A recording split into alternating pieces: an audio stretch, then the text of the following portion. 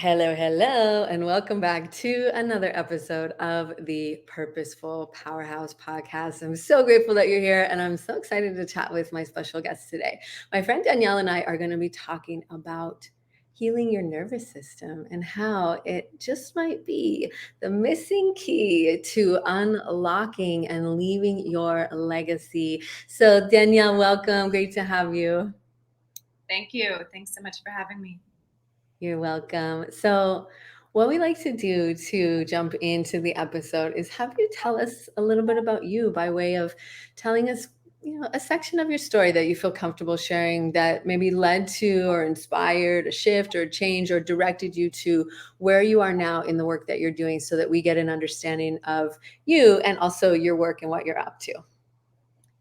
Sure. Yeah. So I've been on kind of a healing journey for most of my adult life.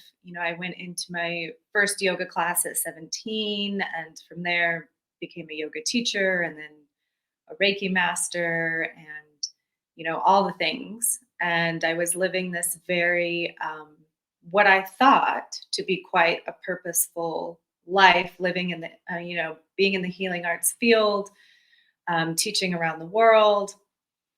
And in 2017, I gave birth to my daughter, and it was actually a traumatic birth. It was a birth of which, you might hear these stories here and there from women where it snowballed, where everything that could have gone wrong went wrong. And I ended up with a lot of trauma from that event. I ended up with PTSD, and I ended up with postpartum anxiety.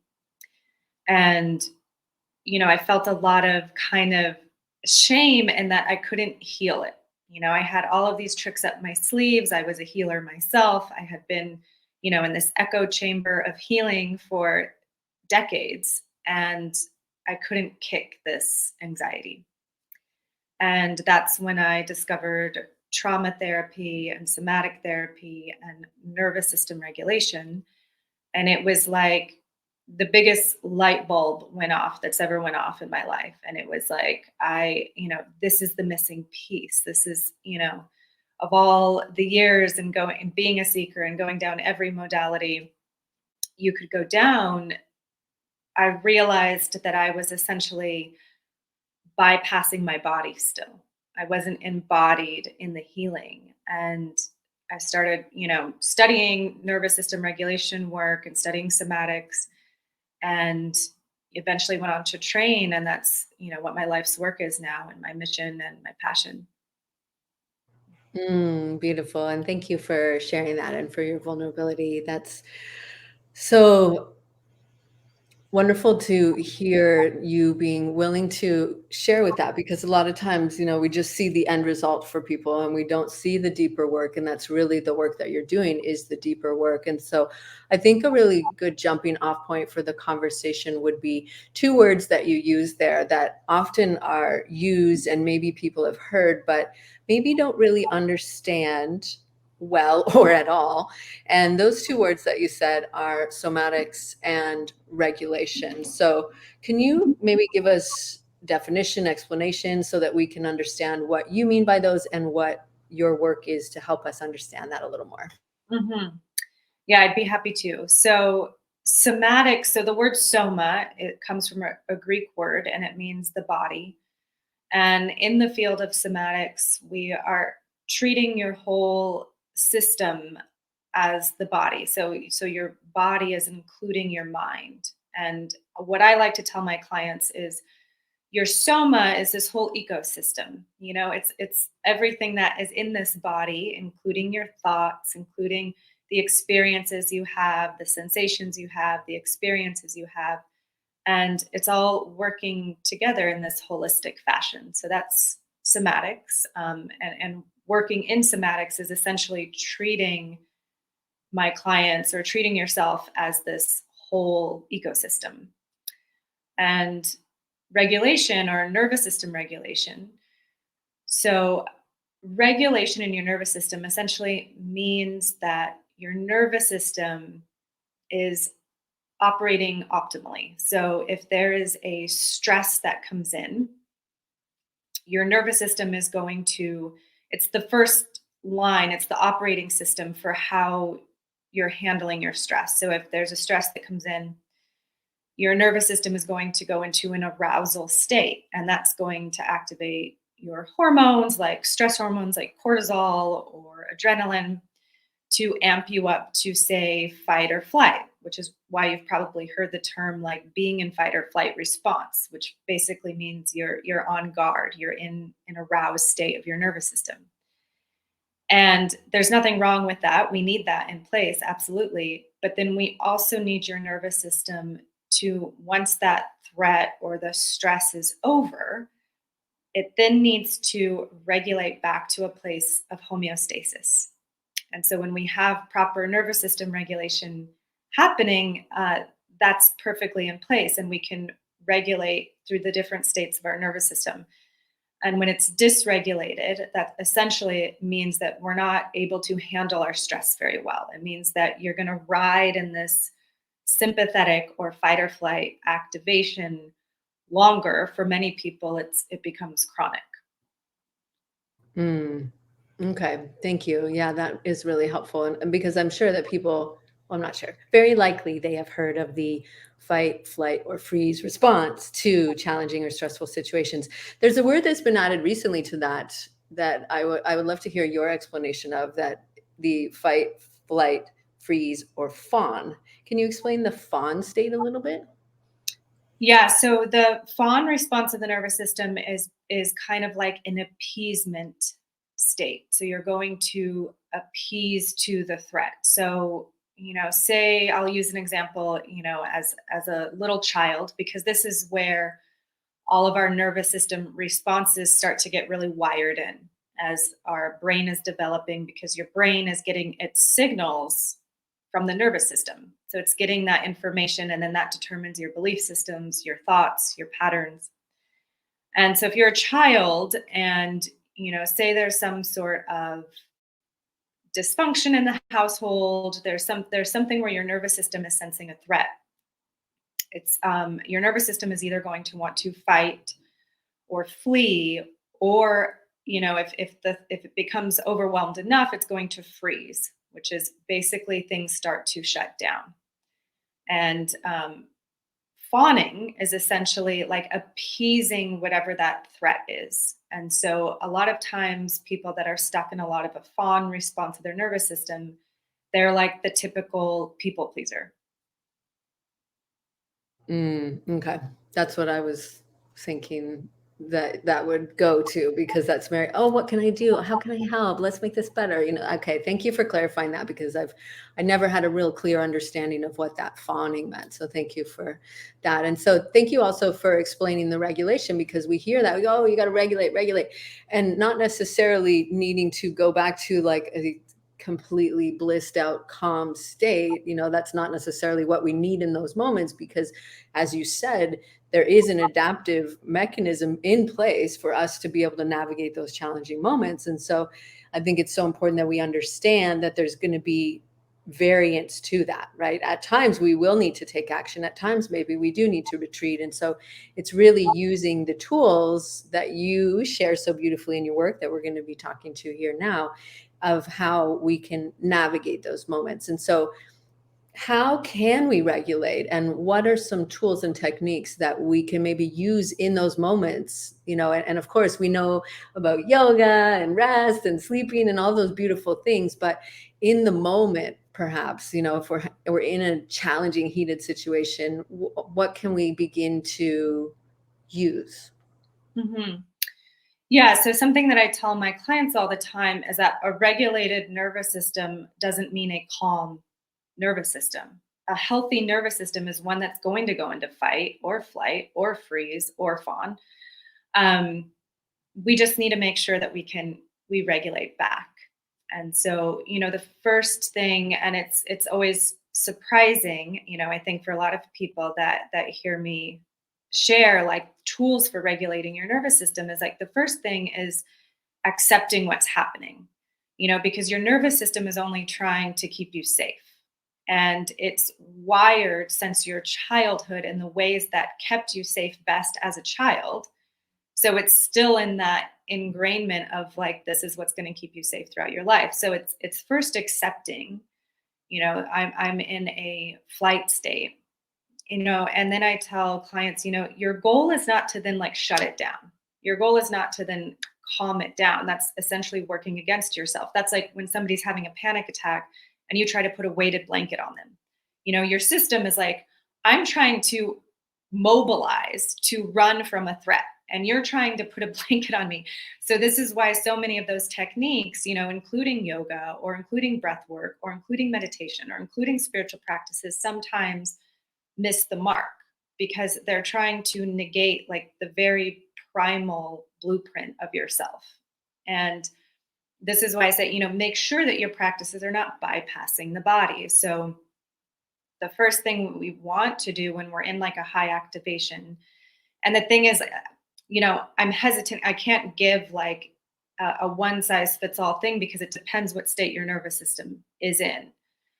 Because actually, if we're in a freeze, you want to kind of first get into fight or flight before you're going to get back into a regulated place, before you're going to get into the parasympathetic branch of your nervous system of rest and digest.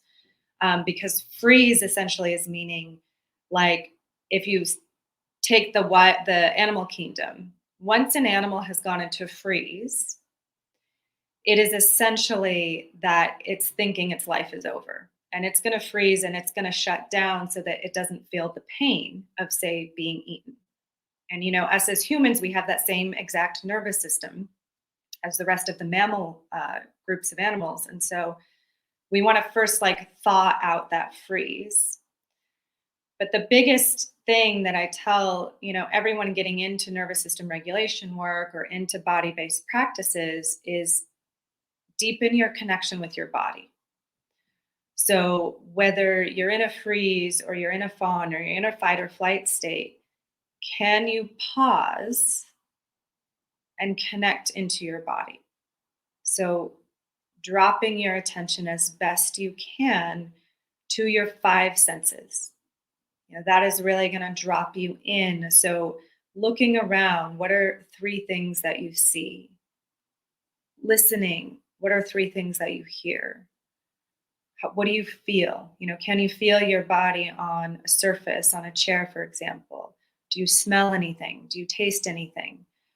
And that can kind of, most often it's going to override, because your thoughts, once you're in a high activation of your nervous system, your thoughts are going to start going like crazy most of the time. And that drops your attention back into the felt sense. And that's like the primary place that we want to go is getting in touch with the body. That's so beautiful. It's such a powerful tool set that is really usable and portable. And I love that. So thank you. And as you were guiding us through that, I was doing it and I could feel myself really calming and grounding. And even your presence is very clear that you do the work that you're guiding us through today because you yourself have a very grounded and soothing energy about you. And so that leads me to the next question, which is kind of piggybacking off of the first one. And that one is that because we when we're in that fight or flight, and this is a program from the nervous system, and the mind wants to kind of take us in a million different directions, and the importance you were really stating there and the tools that you just shared of using our body and why it's important that we integrate that in order for this to be truly effective and lasting, because we know we can kind of do something and we feel better in that moment,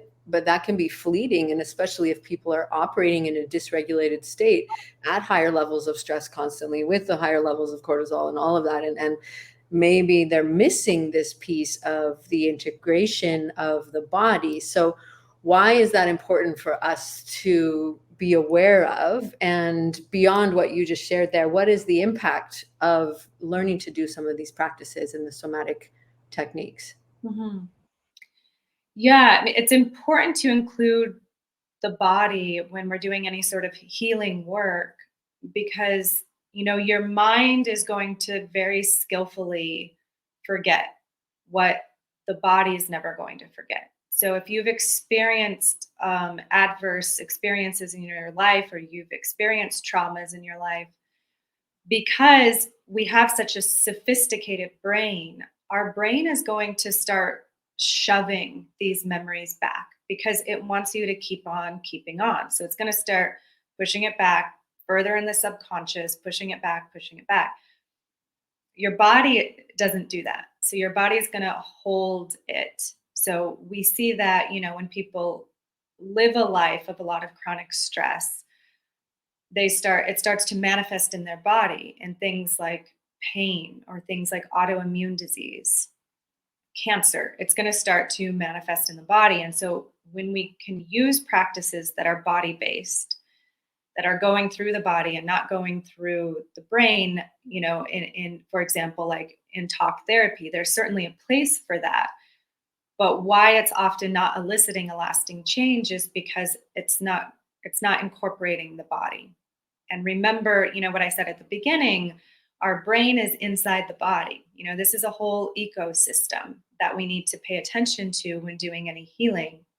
And so it's not even necessary that we go back to our childhood and we hash out, this happened when we were 5, this happened when we were 2.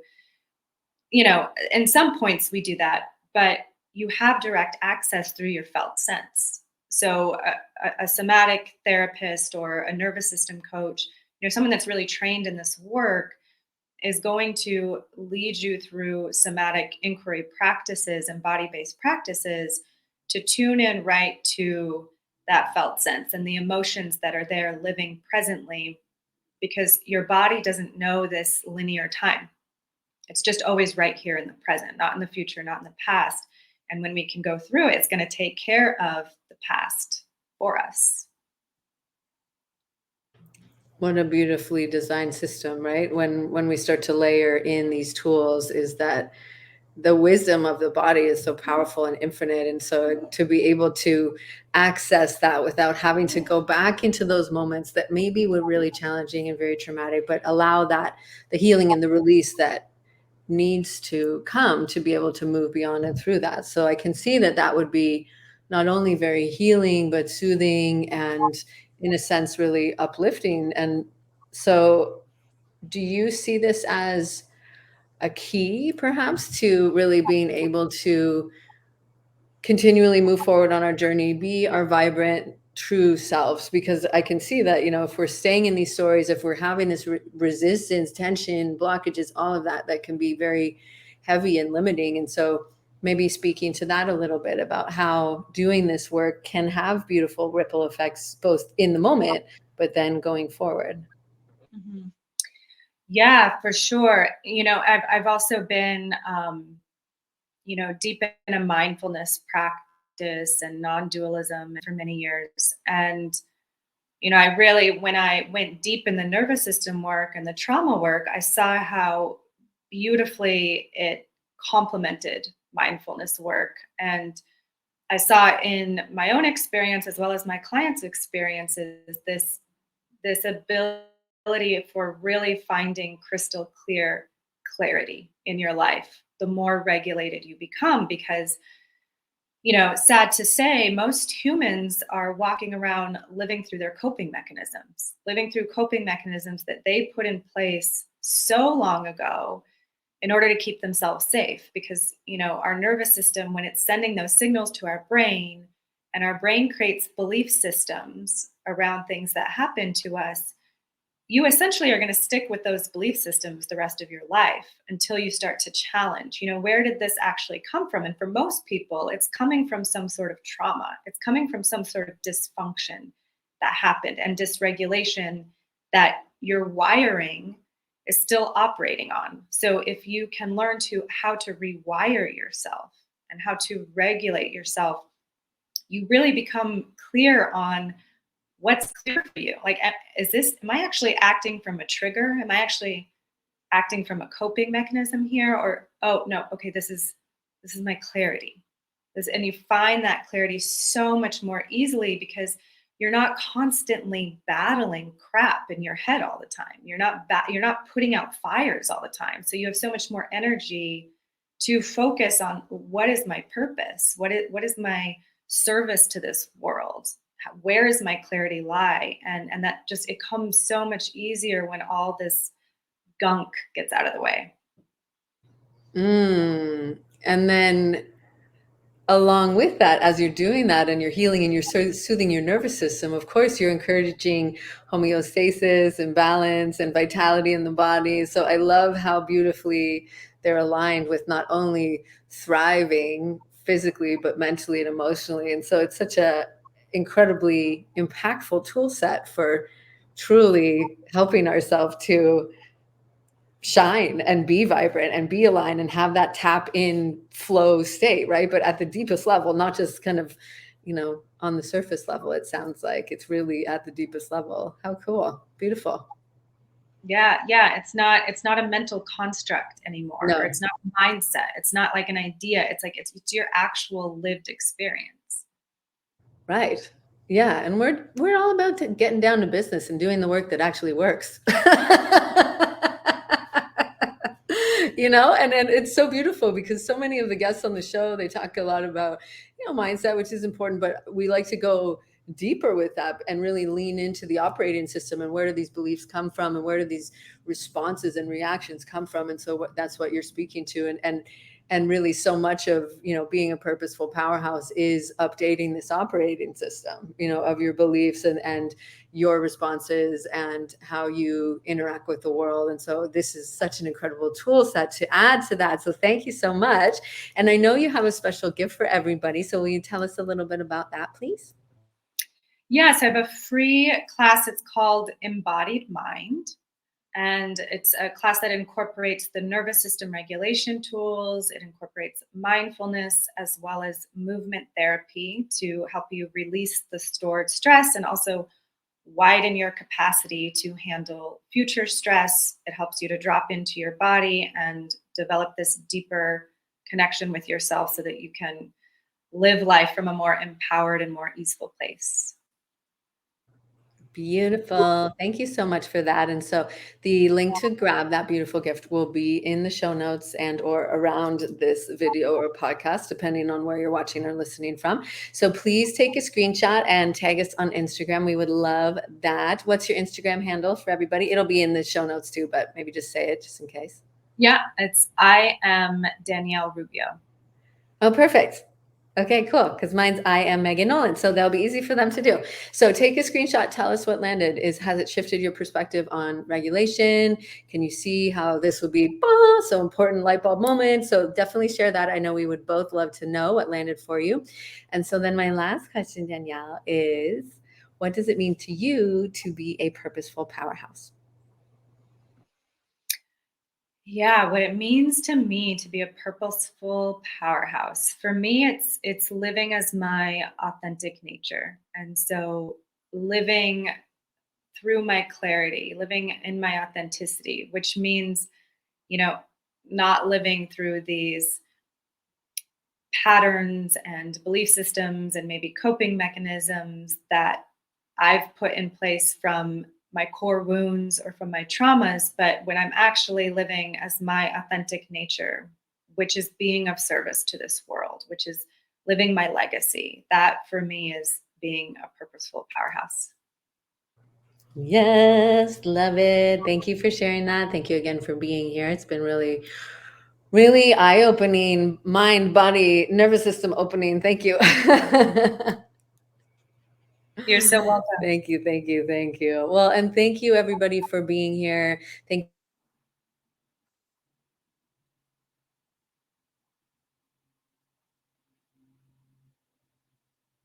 powerhouse CEO self doing the things to live and move and breathe and think and regulate on purpose and really showing up and sharing your gifts and your magic with the world authentically. So thank you, thank you, thank you. And until next time, we will see you later and take good care. Bye-bye for now.